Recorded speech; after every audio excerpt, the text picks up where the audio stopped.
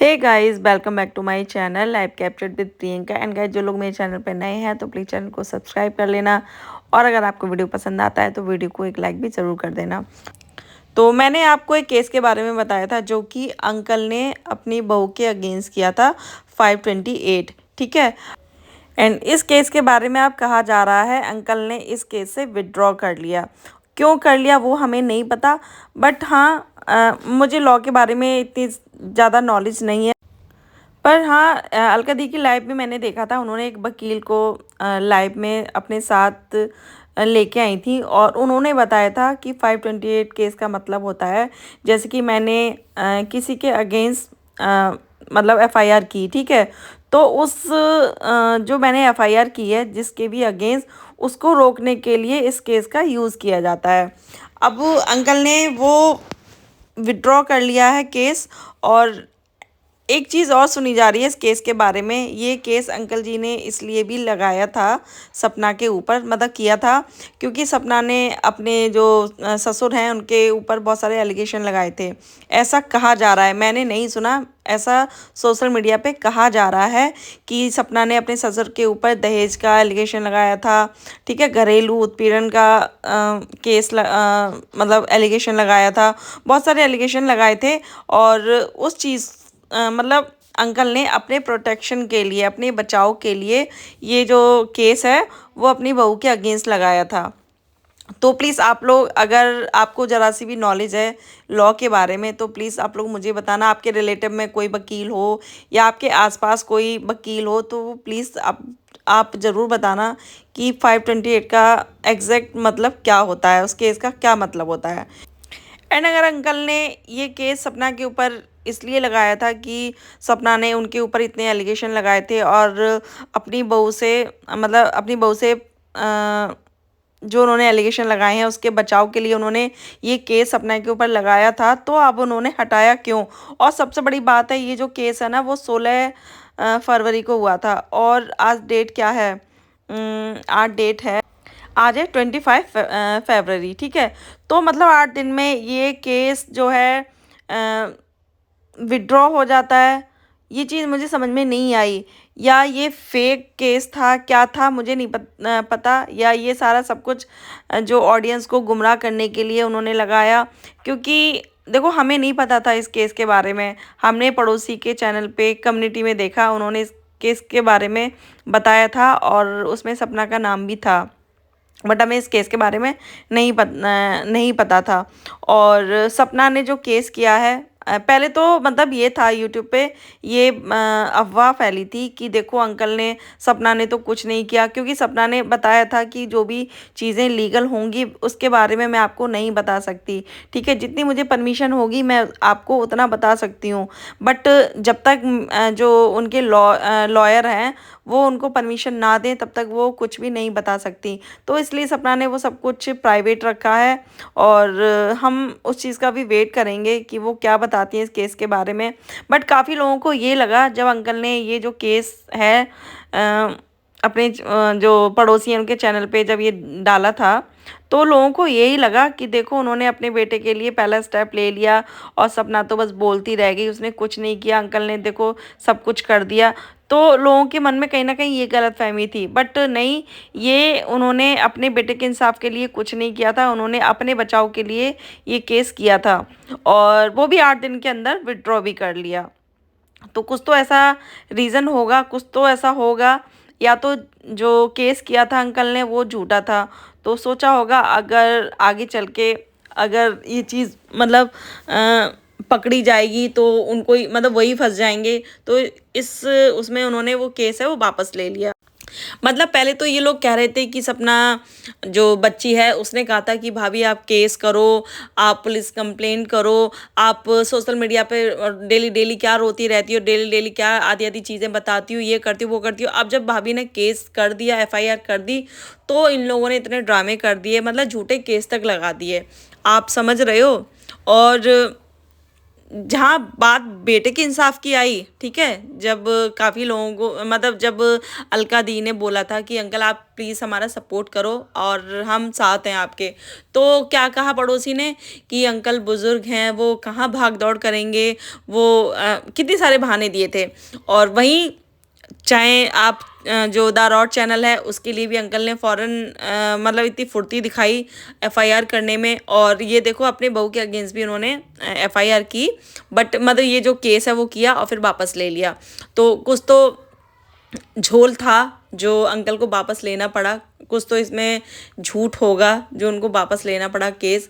और जब बहू ने एफआईआर कर दी तो इनके इतने सारे बहाने, मतलब ये इतना डर गए। सबसे पहले ये अपनी देखो जो बच्ची है उसको लाइव ले आते हैं, ठीक है, एंड वो बच्ची लाइव में इतनी गलतियां करती है, इतना मतलब जो लोग हैं, जो ऑडियंस है, वो उसकी जो गलतियां थी, ठीक है, जो झूठ था वो लोग वहीं के वहीं पकड़ लेते हैं।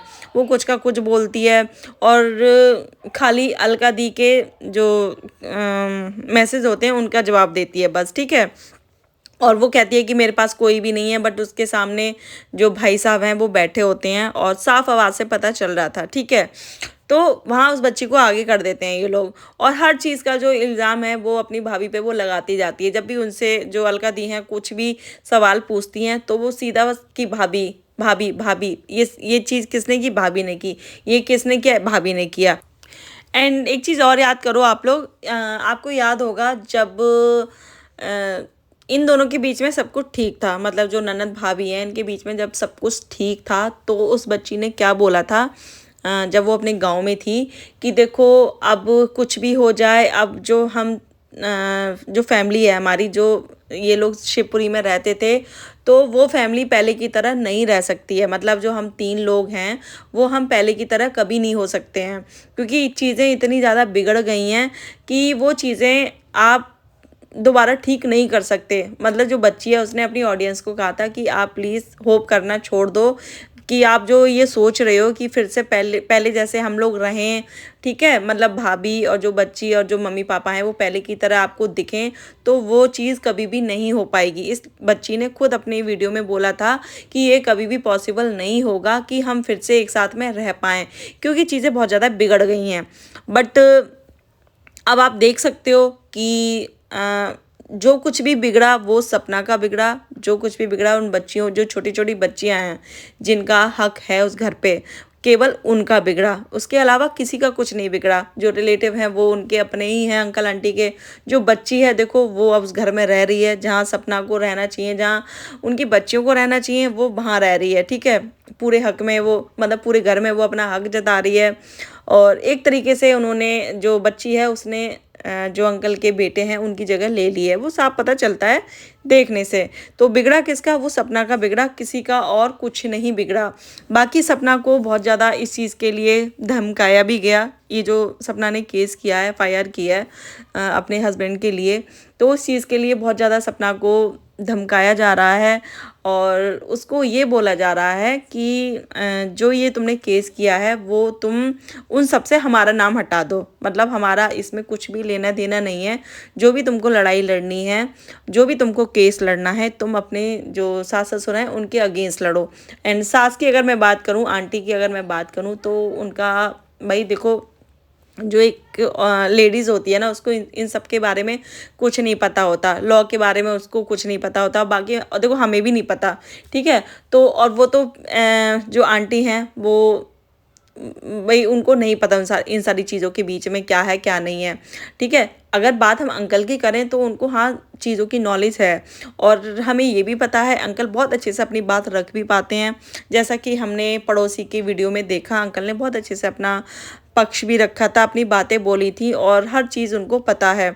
और एक चीज़ मैं और बोलना चाहूँगी, जो लोग बूढ़े माँ बाप, ठीक है, और जो छोटी बच्ची बच्ची करते हैं, एंड सपना को जो जिन्होंने दुश्मन बना रखा है, मतलब विलेन बना रखा है, वैम्प बना रखा है, तो मैं आपको एक बात बता दूं, आप लोग को ये नहीं दिख रहा, जो अंकल आंटी हैं उनके सपोर्ट में पूरी फैमिली है। मतलब उनके जो रिलेटिव हैं वो भी हैं, पड़ोसी भी हैं, सब कोई है, हर कोई है। और जो अंकल के रिलेटिव हैं, ठीक है, वो सारे लोग पैसे वाले भी हैं, ठीक है, पढ़े लिखे भी हैं और कहीं ना कहीं जो कानून है वो अपनी जेब में लेके घूमते हैं। ऐसा उन्होंने मैंने खुद सुना है कि उन लोगों को अपनी पावर का बहुत ज़्यादा घमंड है। ठीक ठीक है, तो हर चीज़ है उनके पास और यहाँ अकेला कौन है, बस सपना अकेली है। ठीक है, सपना की आप फैमिली में देख लो, सपना के आप भाई देख लो, भाई इतने सीधे हैं, आंटी इतनी सीधी हैं और अंकल जी वो तो आप उनका तो खैर पूछो ही मत।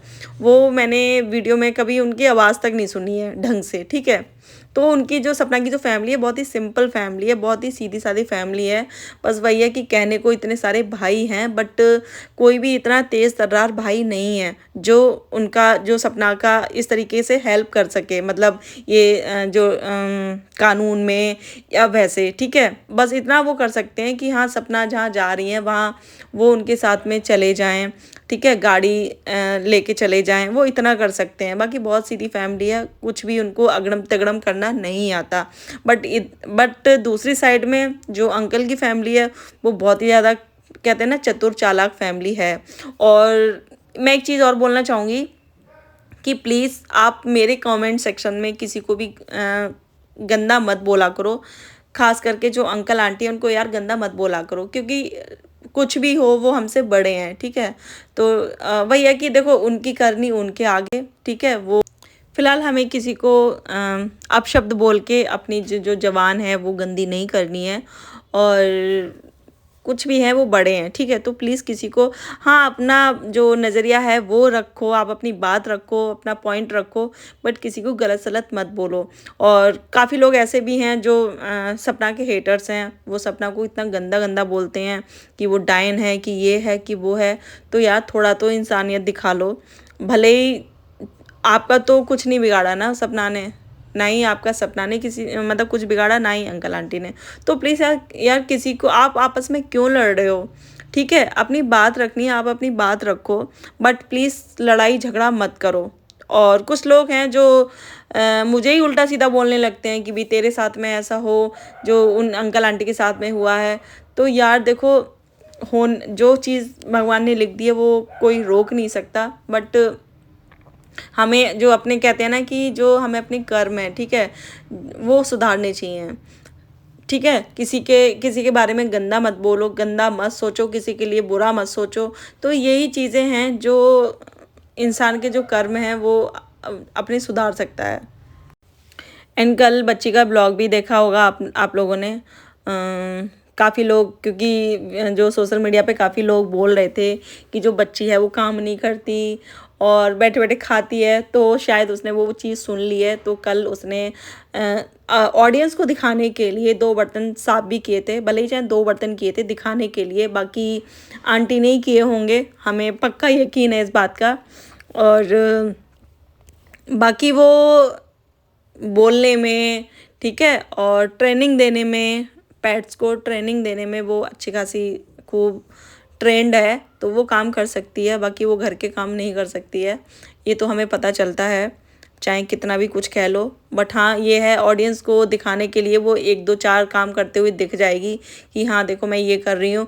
मतलब उसने बता दिया कि जो दीदी हैं वो नहीं आई हैं काम वाली, तो बर्तन मैं धो दूँगी और जो खाना है वो मम्मी बनाएंगी। तो आपने देखा होगा आंटी आलू का पराठा बना रही होती हैं और बच्ची हमेशा की तरह जो कमेंट्री हमेशा से वो करती आ रही है, जो उसका फेवरेट काम है तो वो करती है। जैसे कि देखो मम्मी ने कितने सुंदर पराठा बनाया है, देखो कितना सुंदर पराठा बनाया है, हाय हाय नज़र ना लग जाए इस पराठे को। तो वो कमेंट्री करना उसका काम है, तो वो वही करेगी। उससे आप एक्सपेक्ट मत करो कि वो काम करेगी। ठीक है, बाकी हाँ उसे एक चीज़ और अच्छे से आती है, दूसरे के कैरेक्टर पे उंगली उठा, दूसरे के क्या अपनी भाभी के कैरेक्टर पे उंगली उससे उठवा लो और बड़ी बड़ी बातें करवा लो, बड़ी बड़ी स्टेटमेंट दिलवा लो अपनी भाभी के लिए कि सती सावित्री वाली छवि खराब हो जाएगी, और ये सारी चीज़ें उससे मतलब बुलवा लो, करवा लो। वैसे वो बहुत बड़ी है, अगर लड़ाइयों में घुसना हो, किसी के जो 2 लोगों के बीच में अगर आग लगवानी है तो उसके लिए वो बहुत बड़ी है। हमने वो देख ही लिया उसका एग्जाम्पल। आज ये जो घर है वो क्या से क्या हो गया, जहाँ 2 बच्चियाँ कभी खेला करती थीं, कभी जो एक बहू यहाँ बैठ के आंगन में बैठ के सब्जियाँ काटती थी, और बैठती थी, झूला झूलती थी, आज वो देखो कहाँ हैं। और आज उस घर में कौन ऐश कर रहा है, कौन राज कर रहा है, वो आपको दिख ही रहा होगा, ठीक है। और वैसे वो बच्ची बन जाती है, अगर उसके ऊपर कोई उंगली उठाता है, अगर उसके लिए कोई गलत बोलता है तो फ़ौरन जो है हम लोगों पे उंगलियां उठ जाती हैं। यहाँ तक कि जो अंधभक्त हैं वो भी उसके आगे खड़े हो जाते हैं, भाई कि हम उस लड़की के आगे खड़े हैं, हम उस बच्ची के आगे खड़े हैं, अगर तुमने उसको टारगेट किया तो आप हमें उसके आगे पाओगे, मगर उस बच्ची को नहीं रोकना है। अगर तुम इतने ही अपने हो, इतनी वो तुम्हारी बच्ची सीधी सादी है, छोटी सी बच्ची है, तो यार उसको थोड़ा उसमें रखो ना, खोपचे में रखो ना, उसे क्यों बाहर निकलने देते हो। बट नहीं, बस वही है ना कि इनको दिखाना है, जो अंधभक्त हैं उनको उनकी गुड बुक्स में रहना है कि भाई देखो हम तुम्हारी सपोर्ट में हैं, हम तुम्हारे सपोर्ट में हैं। और इनकी वजह से शायद हमारी जो जो चैनल है वो उसकी जो रीच है वो बढ़ेगी, और कहीं ना कहीं क्या पता फ्री में प्रमोशन भी कर दे। तो ये हो सकता है, यही लालच हो।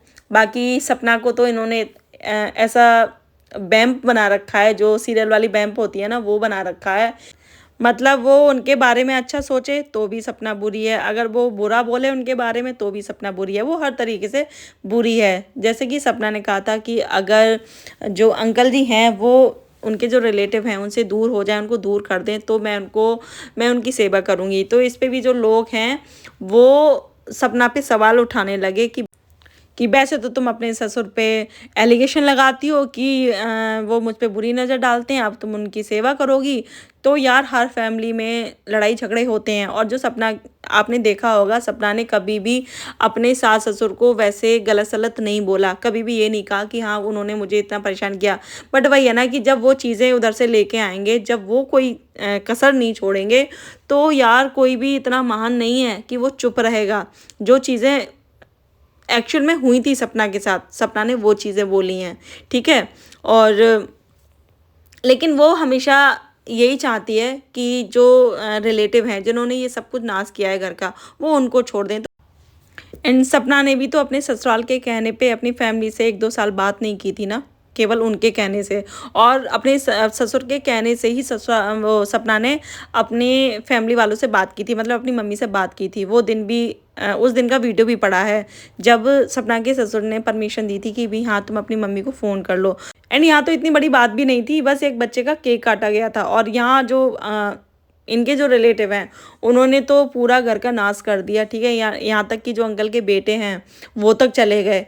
तो अगर वहाँ सपना वो मना कर रही है कि हाँ भी तुम इनसे कोई रिश्ता मत रखो, तो इसमें कोई गलत चीज़ तो नहीं है ना।